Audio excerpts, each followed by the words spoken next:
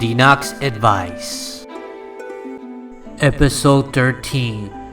Why it is hard to make true friends. Hello everyone, this is Denox speaking. Denox Advice here once again. So, in case you didn't know, Irma's over. She died over there in Florida after she hit very hard. So, luckily, thanks to God, that the hurricane that was about to hit us, it went slightly up, like slightly north of Puerto Rico when it made landfall. So we didn't got hit very hard. So just want to let you know we're doing great. Some of you already know, but in case the subscribers don't know how I'm doing, yes. But of course, this is for Denox Advice video.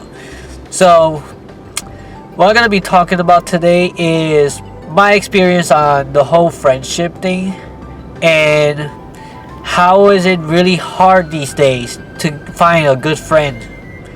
And if you have good friends today, keep them close to you as much as possible, because you're not gonna find anything like that so easily. Because nowadays, a lot of people, they're mostly busy with their careers. If they have a family, they have to attend them, so they cannot really make time for you at all. Because like, once you finish college and you form a family and you have a career in your job, that's your main focus. So I was just looking at my album recently, like the friends I used to hang out with like 10 years ago or so, and I see, wow, I haven't spoken to a lot of these people in so long. Like, I wonder how they're doing, and like, I wonder if they could make time for me.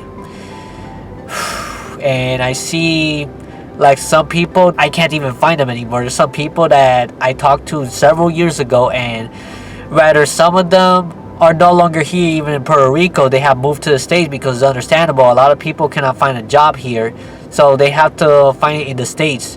And that further divides you apart from yourself to the person that you're trying to make friends with.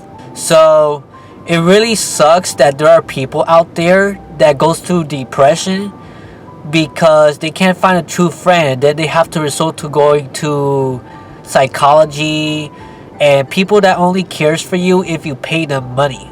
Yes, and a lot of them. I'm not talking about $1 or $2. I'm talking about a lot of money in order for them to care about you. Psychologists, psychiatrics, or whatever they're called.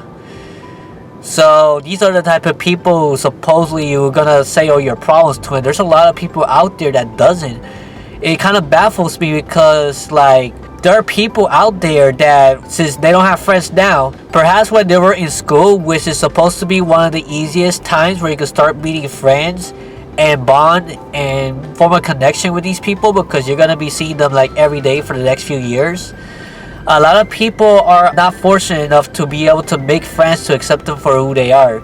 Of course, when they're little kids, there is no like, oh, the nerd groups, the jocks groups, this group, that group. No, because the kids didn't know any better, and they're very friendly towards other kids as long as you like share something with them and have fun with them and stuff like that. They're very simple-minded, and it's good in a way, because like, the more simple it is, the more easier for you to bond with somebody, because you don't have to fall into like some sort of specific social group or something like that in order to fit in. A lot of people out there are trying to fit in, trying to make friends, trying to get people to pay attention to them. What's really sad is that people with autism, people with disability, people with many different problems. I had this problem as well when I was younger. Like, when I was in private school, in Lee school, I did make some pretty decent friends. People respected me.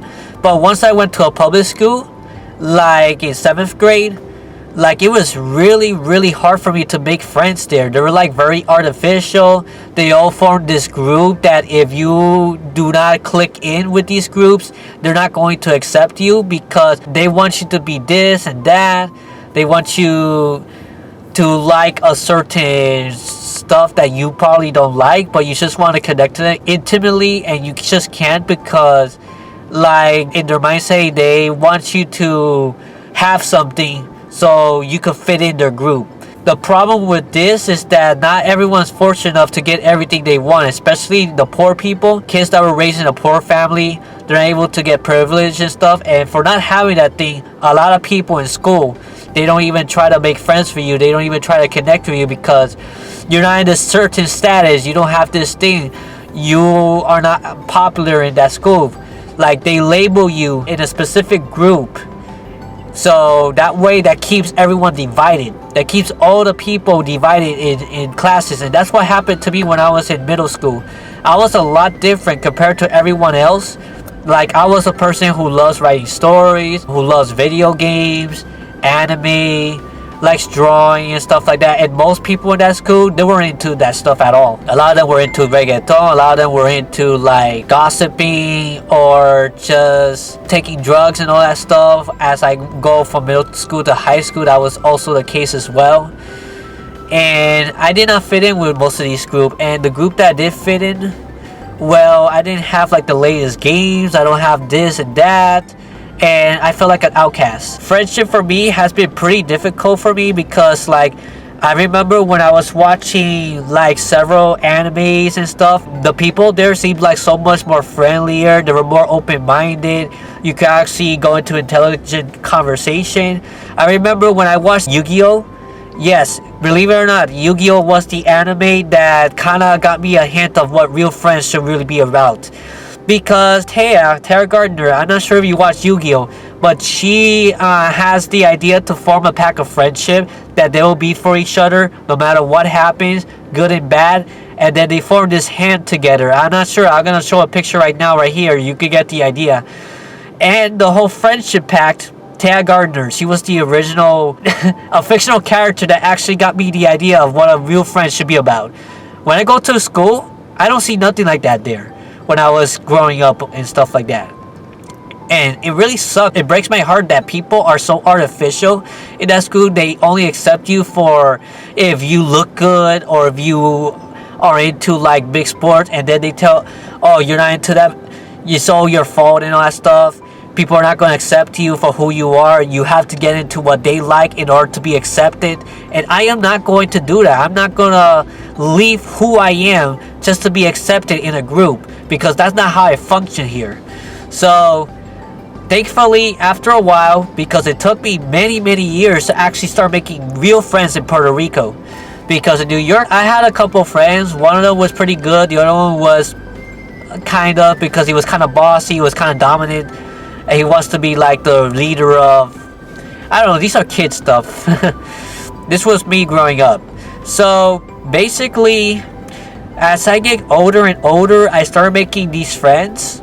And a lot of them were really good to me, and they accepted me for who I am. They went to my get-togethers. I invited them. I try to connect all these friends together by making these get-togethers, because I believe that people shouldn't be apart. People should get to know each other.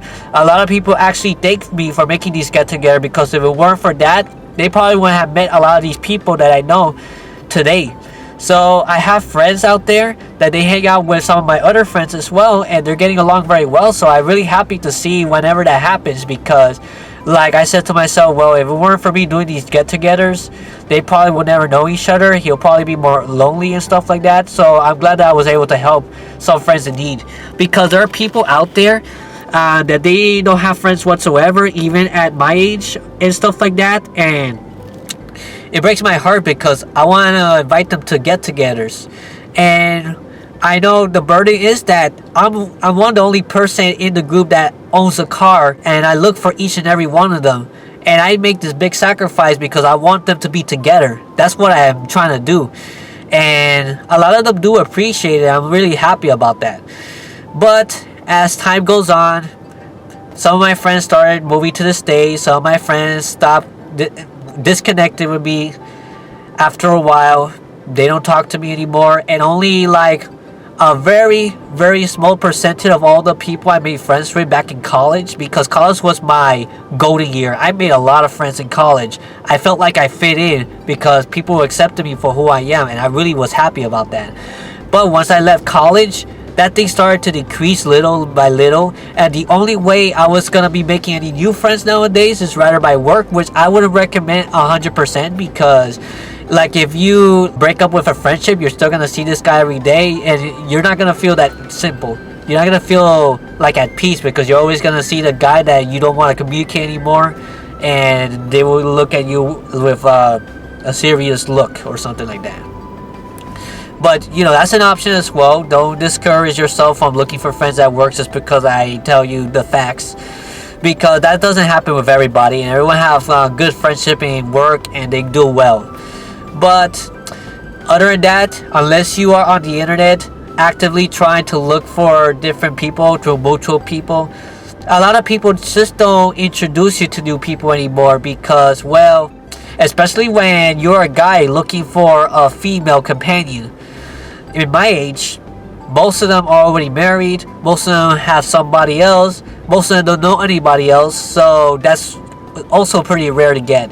But friends in general, if you're around my age, in your 20s and your 30s, and you don't have much friends at all, try to see if you could connect with somebody that's looking for friends as well. I know it's not easy, especially if you don't have that much connection. I could introduce you to somebody else, but convention is a good way to start getting to know people with your own interests. If you are into like anime or comics and video games, you could go to those type of conventions, and it could be people that are into the same stuff as you. The same if you're into beauty or if you're into sports and all that stuff. There's probably a convention for that, or you could just go to join a club or whatever. But let's be honest here. I'm gonna conclude with this. Nowadays society, they do not want to be strangers naturally, because this is supposed to be a natural process. When you start getting to meet someone, you just introduce yourself and you start talking about each other, asking questions. That's the natural process of making friends, and many other countries still goes by it. But in America, in Puerto Rico, and many other countries like it, like you try to approach a stranger because you feel very lonely, you feel that nobody likes you, but you want to make friends and stuff. They see you as desperate, and that doesn't help anybody at all. They just want to go away. They don't want to communicate with you whatsoever. When you go outside, like no one's really connecting with one another unless it's for business related. Like if you're actually gonna sell something to someone or something like that, then yeah, you'll communicate with them, to any strangers, with no problem, because you have to sell it. But you're doing it because of your own personal interest, not because you care about the person. And that's what's wrong with society today, because a lot of people just don't care about others. I see a lot of homeless people in the streets in New York City, and nobody seems to help them as well. And here in Puerto Rico, there are some homeless as well. But honestly, it kind of like, I want to help them, but at the same time, a lot of them may use it for drugs. And it's really hard to help someone like that because they're not in the right mind. But I feel pity for them, and I will pray for them. I will give them something, of course, if I can. But it makes people like uncomfortable to help them because of the bad reputation with homeless people. Like this country, nobody helps anybody. You're all out for yourself. And real friends, like after a while, a lot of friends are artificial these days. After they are tired, they lose interest. You have not much in common anymore, because when you're a kid growing up, you have a lot in common maybe. A lot of simple stuff. And then once you start changing as a teenager to an adult, everything starts changing. And then they're not into the same thing. They just leave each other. They don't care about each other anymore. And that's really sad. Because if you're a lonely guy, you try to go out there and try to make friends. Like, you can't just go to somebody saying, "Hi, how are you? I'm looking for friends," because they're just going to distance themselves for you because they label you as a creep and all that stuff. That doesn't happen with other countries. But I can't say too much about that because I haven't been there myself yet. But the minute I go to China and to the Philippines and I see that I could just go over to anybody and say hi, and they will not be all defensive towards me because I approached them. Because that's the case here in my country and in America. You just go to somebody, hopefully you can make friends, and that doesn't matter. And a lot of people take friendship for granted, or they use you. They're only there for you if they need you for something, not because they care about you. So if you have friends like that, cut their ties right now, because you don't need them. You're a lot better in that. If you really are looking for valuable friendship that will actually care for you, accept you for who you are, a meaningful conversation, then that's the type of people you should be looking for. Yes, so my advice, concluding this, if you are someone that doesn't have any friends, you're watching this video, leave it in the comment section below. Maybe we could start talking, maybe we could get along. You never know. And of course, I could also introduce you to some other friends if I think that they will probably get along with you as well. Because we should help each other find people that they can vibe with. We should not just only care for ourselves and use people for their interests and stuff. That's not right. So anyway, that's all I have to say about this whole topic. What do you guys think about this whole friendship thing? And do you have a lot of friends, or you used to have a lot of friends, or they made their lives already, they no longer can look for you, not even social media and stuff like that? It's really sad. But anyway, that's all I have to say about this video. And until next time, take care, God bless, and stay cool. Bye bye.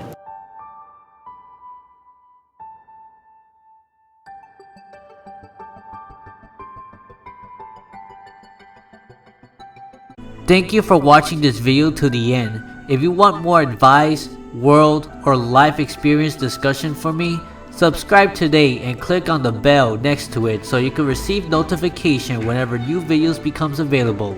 See you then.